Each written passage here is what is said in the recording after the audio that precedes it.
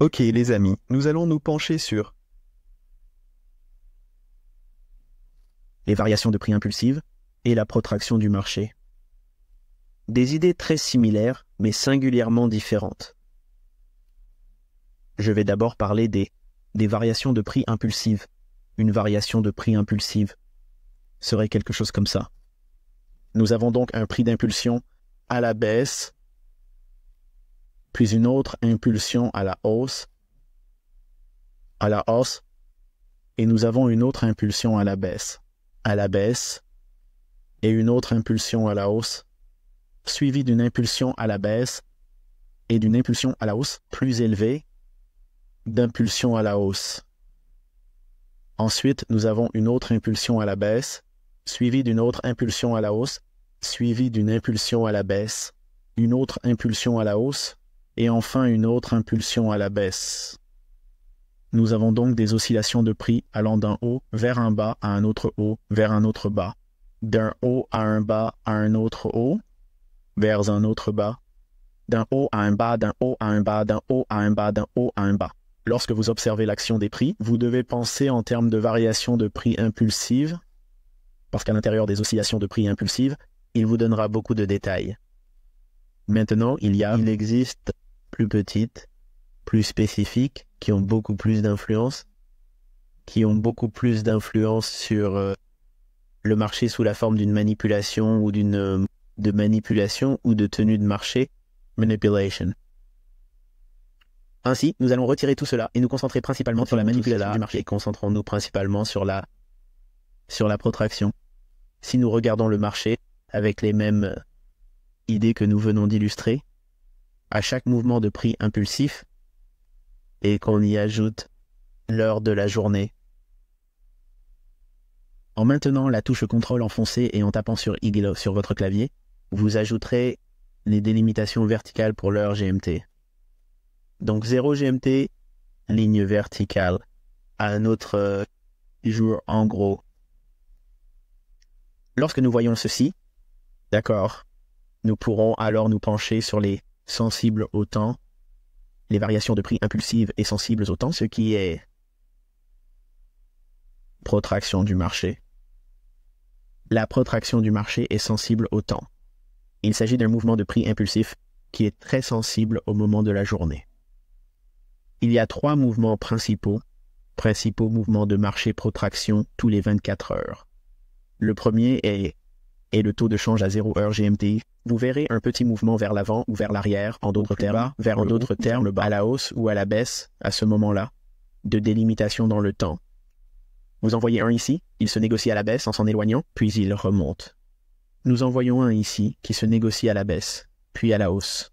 Vous voyez celui-ci, il se négocie à la hausse. Celui-là, il se négocie à la hausse. C'est tout ce que nous allons voir pour cette session asiatique. Je ne crois pas que l'Asie est si influent au départ. Les autres marchés protractionnels est à Londres. Nous pouvons maintenant désactiver la fonction contrôle IT et nous concentrer sur les lignes verticales délimitant New York à minuit.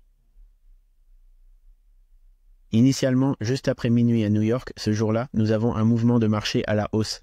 Ce mouvement du marché est une phase de marché protractionnaire, où le marché se négocie initialement à la hausse à un moment précis de la journée. Il s'agit donc d'un mouvement de prix impulsif, mais son but est de tromper les individus qui poursuivent ce mouvement initial après minuit. La deuxième variation impulsive des prix commence à New York. Nous délimitons 7 heures du matin et nous anticipons que si le marché a baissé à Londres, nous allons chercher un retracement à la hausse. Ce mouvement impulsif des prix vers le haut est une protraction du marché. Elle est conçue et destinée à des fins de manipulation uniquement. Il s'agit d'amener les traders à penser que le marché a atteint un niveau plancher dans ce cas. Il remonte et finit par baisser. Encore une fois, c'est l'heure de New York. À l'ouverture de la session de New York, le marché entre dans un autre état de marché protractionnel, juste après l'heure de 7 heures. À l'ouverture de la session de New York, petit retracement, puis le marché s'oriente à la baisse. Encore une fois, à 7 heures du matin, le marché entre dans une petite d'impulsion plus haut. Il s'agit d'une protraction du marché. L'intention et la manipulation. C'est une contre-direction. En d'autres termes, si ce mouvement se produit à 7 heures de la journée, s'il va plus haut, nous pensons à la direction opposée. S'il baisse, nous pensons à l'inverse. Donc, s'il est initialement à la hausse et que le marché a baissé, nous considérons qu'il s'agit d'une manipulation ou d'une protraction du marché. Le marché va chercher à attirer des participants du mauvais côté du marché ou à la recherche de liquidité. Cela doit se produire après 7 heures du matin, et cela doit se produire après 7 heures du matin. L'autre est lors de la session de Londres, évidemment, et c'est après 4 GMT sur le compte de démonstration Forex Ltd. Si nous voyons un mouvement à la hausse et que nous sommes baissiers, nous considérons qu'il s'agit d'une protraction du marché ou d'un swing Judas. C'est un faux rally à vendre. La même chose se produit après 7 heures du matin à New York. Nous anticipons une hausse au large de la London High. Donc à ce moment-là, nous nous attendons à ce que le marché entre dans un état protractionnel où il se redressera pour atteindre la liquidité pour ensuite s'étendre vers le bas. Ce jour-là, le marché chute initialement. Dès la bougie de minuit, chute plus bas, puis remonte. C'est donc la protraction du marché. Il recherche des liquidités sous le marché ici, en éliminant les creux, puis remonte. À droite à New York, le marché, une fois de plus, un petit rallye ici, puis se vend. Le lendemain, Londres, nous voyons un premier rallye après, bougie de minuit, puis il se négocie à la baisse. Juste après 7 heures du matin à New York, nous assistons à un nouvel état protractionnel sur le marché où le marché se redresse à nouveau. Petite impulsion de prix, mais c'est conçu. Et de manipuler le sentiment et ou les pensées des traders qui veulent être des participants. Cela ressemblerait à un creux, et cette hausse attirerait les acheteurs lors d'une séance à New York avant de s'inverser. En gardant ces éléments à l'esprit,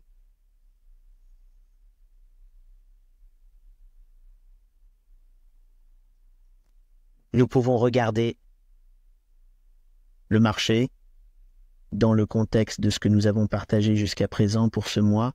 Nous voyons un mouvement du marché à la baisse à partir d'un prix d'impulsion. Nous pouvons donc mesurer cette variation à la baisse.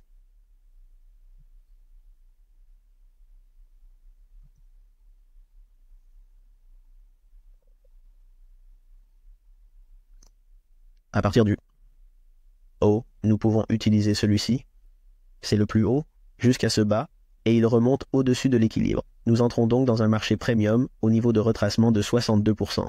Nous pouvons vendre ici avec un mouvement dans l'attente d'une descente en dessous de ce niveau. Le marché entre dans une phase. Après un mouvement de prix impulsif, nous pouvons être vendeurs à la recherche de liquidités sous les plus bas. Et en regardant ici les jours précédents, nous pouvons trouver un ancien bas ici aussi. Et le marché se négocie à la baisse à ce niveau.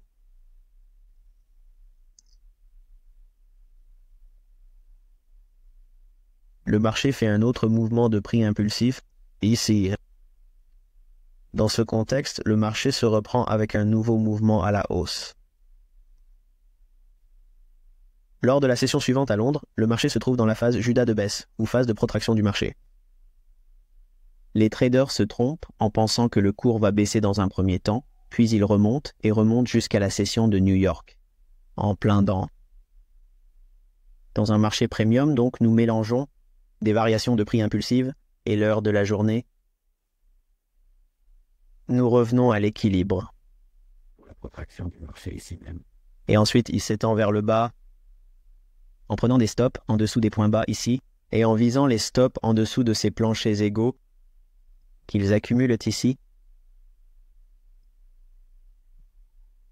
un autre mouvement de prix impulsif ici, jusqu'au niveau le plus bas, ici même. Impulsion d'oscillation à la hausse. Au taux de New York, chandelle de minuit, Judas swing plus haut. Fausse hausse, il se négocie à la baisse, à l'approche de New York. Nous assistons à une autre phase de marché. Il s'agit d'un échange directement dans une zone où il s'est vendu auparavant. L'expansion inférieure, atteignant le niveau de 32,55. Pourquoi le cours atteint-il ce niveau et pourquoi se déplace-t-il si rapidement pour descendre jusqu'à ce niveau? C'est parce que vous pouvez voir l'ancien niveau le plus bas ici. La différence pour déterminer les fluctuations de prix impulsives et une prolongation du marché est le fait qu'il y a un élément temporel appliqué à la petite d'impulsion après minuit, heure de New York, après 7 heures du matin, heure de New York, et après 20 heures, heure de New York, et généralement une phase de marché protractionnelle qui entre sur le marché, et il s'agit d'une petite fluctuation de prix impulsive qui va à l'encontre, la direction principale que vous allez voir après cette heure spécifique de la journée. Ainsi, pour le trading et les exercices de session, vous pouvez utiliser cette méthode. Vous pouvez utiliser ce concept pour vous aider, vous donner un contexte dans votre pratique et aussi développer vos compétences en matière d'anticipation des prix.